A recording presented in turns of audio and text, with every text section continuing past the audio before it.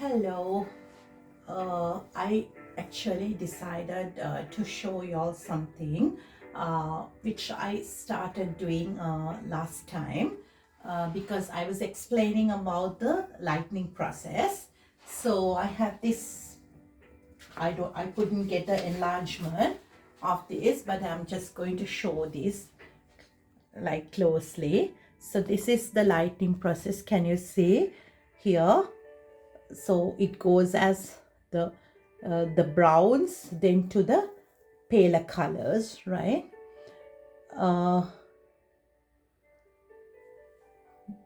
can you see it? Yeah. So this lightning process I wanted to teach y'all.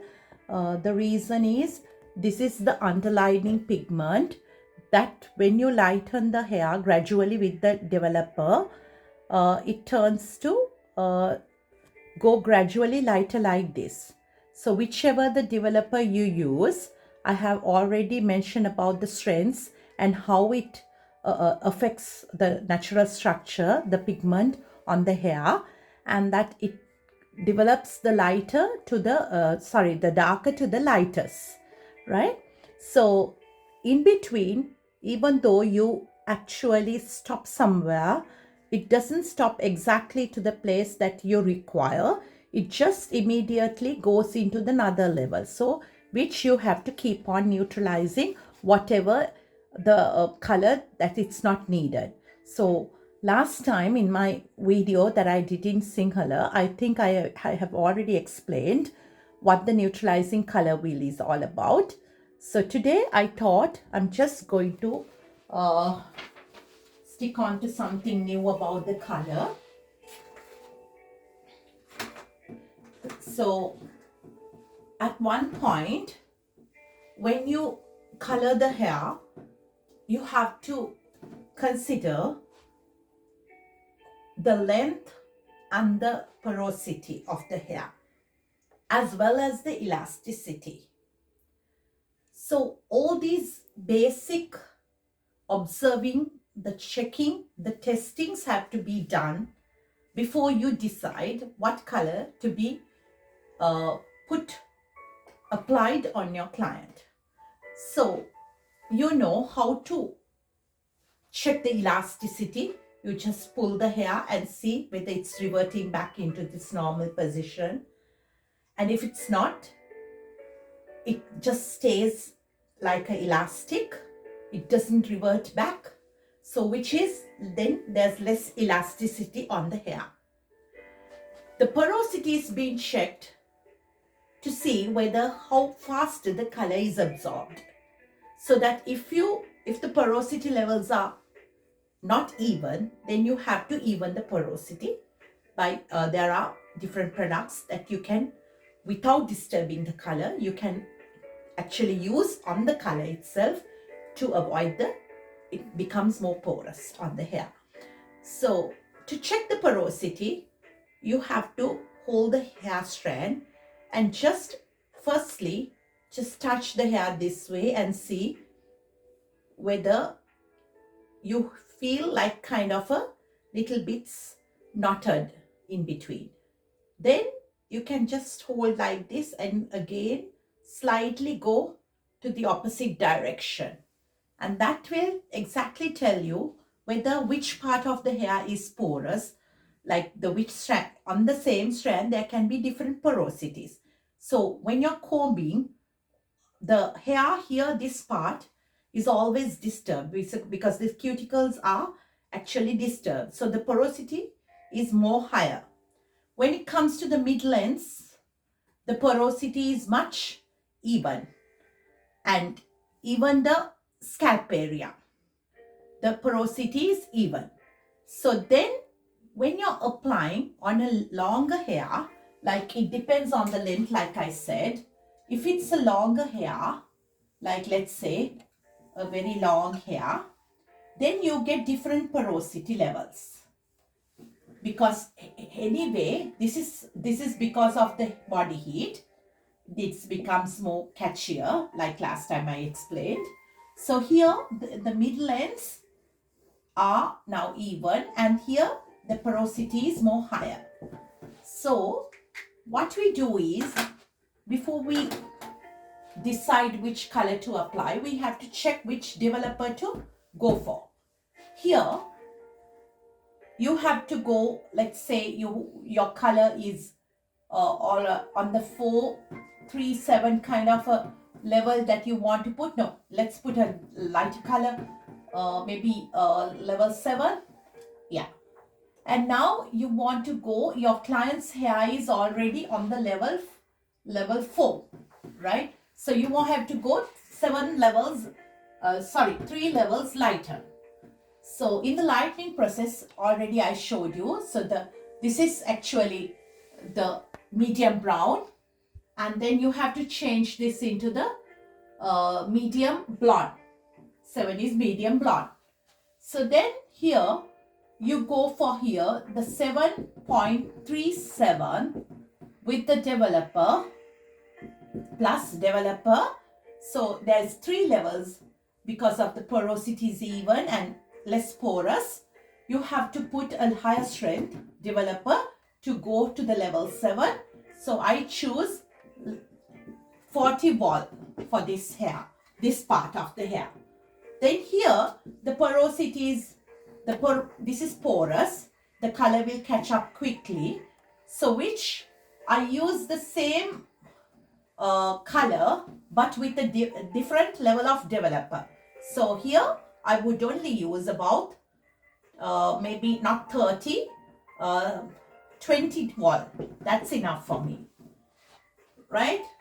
Because if it's very porous, if not, we can always go for 30 volt as well, depending on the color. Because if here the level 4 doesn't go to 7, you have to apply a little bit higher. If you think that this is more porous, then you can always work with a lesser developer. Then because of the scalp area, you're not using either 40 or 30 volt. It's very dangerous because there would be a color demarcation. This would go lighter. So definitely you're going to go for a lesser strength. Either this is 20 volt or 30, but here definitely 20 volt with this color. So that's how the formula works.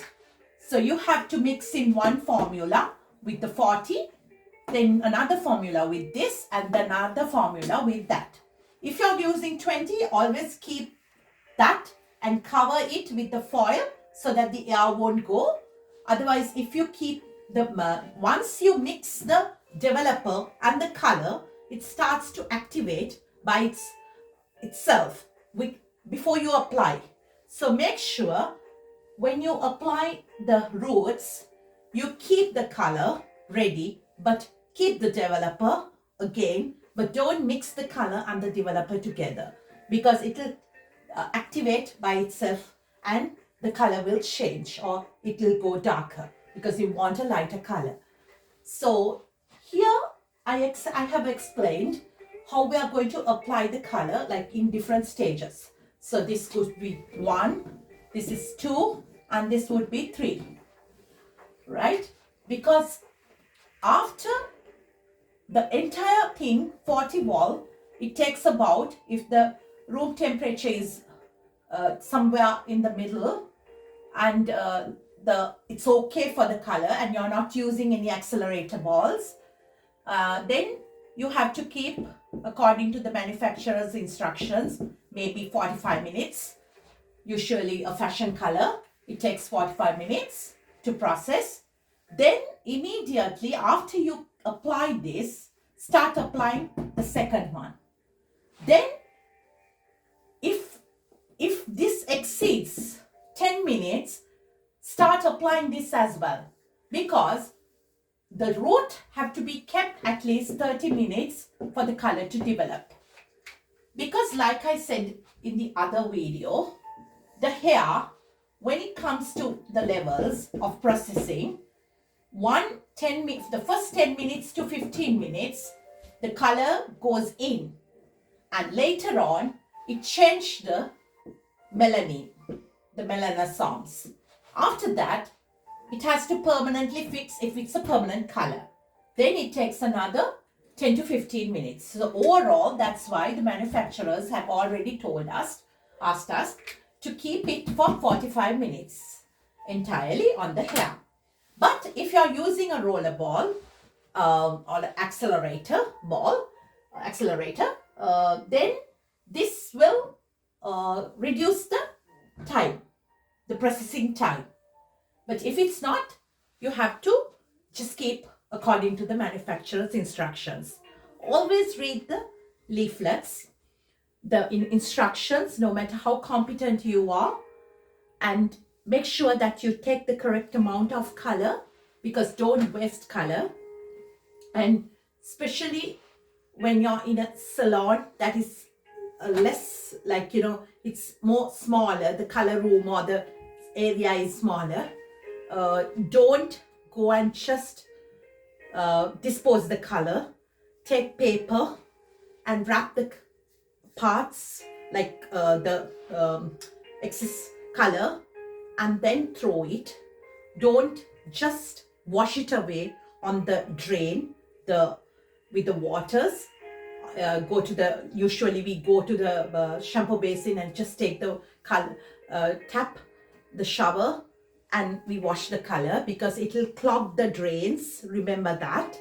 So always what is excessive, just throw it after you actually wrap it with the paper. Then it's a way of disposing color in a better way. So having that in mind, remember, don't waste color, because it's all money what you're using. So only keeping the color, first sections, decide on how much of volume, and then don't immediately mix the color in, because the color, like I said, can change. If it takes a longer time for you to apply the color can change throughout the process before you even apply. So be mindful always not to waste color, and start mixing at least 2 times in between. Get an assistant or a helper to help you. Write the formula before you start your work. Get the exact measurements, like the amounts that you used on the formula. Then you're not otherwise you're not mindful which formula, which color to use, because if you're using a 3 color, like you're taking 3 colorants and mixing it to one, then you forget which parts you have already put. So today I just put 1 color and then just the developer. Next time I will show you, just teach you why we use different colors. I couldn't find the color chart at this moment, but I will just draw some color under this thing, just like I'm explaining, and try to show the best that I can. So technically, to teach you the exact way that I do in my salon, right? So I'm going to just I'm going to just wipe this out.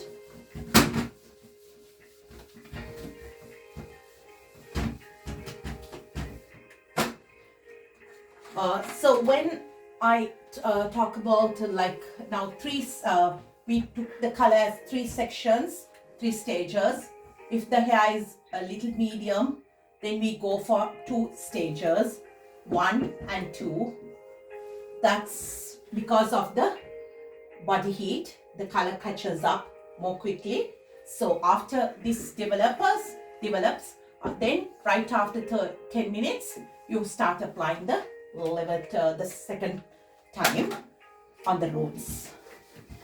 Another thing I think I have missed teaching you is about how the color pigments change during the bleaching. So we were speaking about how the color pigments change during a normal permanent color, but I haven't touched the bleaching yet. So you should now, according to the manufacturer's instructions, the bleach powders or the bleach creams are available. So make sure that you go for a very mild consistency before you decide to bleach the hair, because the bleaching actually strips a lot of color pigments on the hair. Practically it can strip a lot, at least about 85%, more than 85% sometimes if the bleach is strong. So that's why I asked you to dilute the bleach and test the bleach and then apply it on the hair. So before applying bleach, remember, when you take the bleaching powder, just mix it with a certain conditioner or shampoo or some water just to get the consistency right, and then put the developer, because otherwise some powders are very strong and the fumes will affect the client's, even the client's lungs when you start applying it, because that the aroma, the fragrances are too strong. It's not only the ammonia, because it's all a lot of chemicals in the bleach that they put. So when you're dealing with something like that, cover your put a face mask as well, and make sure that if you can do it for your client as well, just until you apply, just ask them to wear a mask, so that sometimes the fumes are too strong and it will disturb the client's mind. So remember that. And now when if I talk about the bleaching, now here the molecules are, let's say that this is a pheomelanin. That means the molecules are closer to all the reds, right? And then during the bleach, this process will come up to here, but it doesn't exactly come to the, now your level, you require this level, but it doesn't come because of the porosity, or maybe the molecules cannot be stripped that easily, even though it's a lighter molecule, because eumelanin is stronger molecules, big molecules. I will show a picture, wait. I will show you exactly what is a eumelanin and a pheomelanin looks like.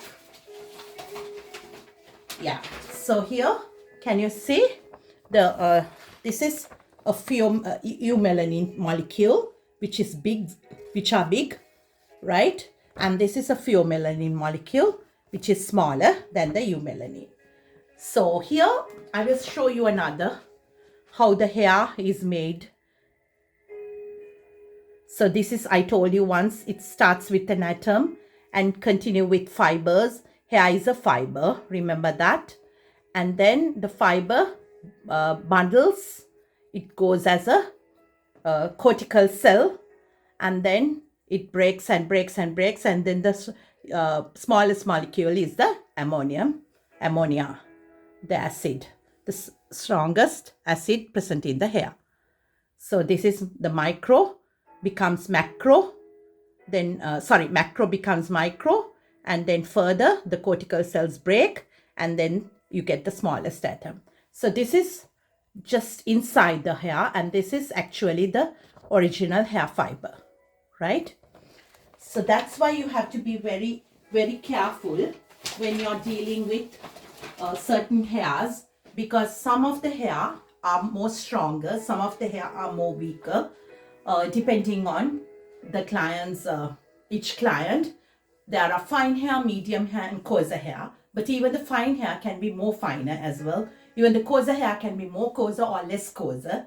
So medium hair is like in the middle, but you have to always check on the types of hair, because it's very important before you apply the color, and decide the color actually, not just apply the color, right?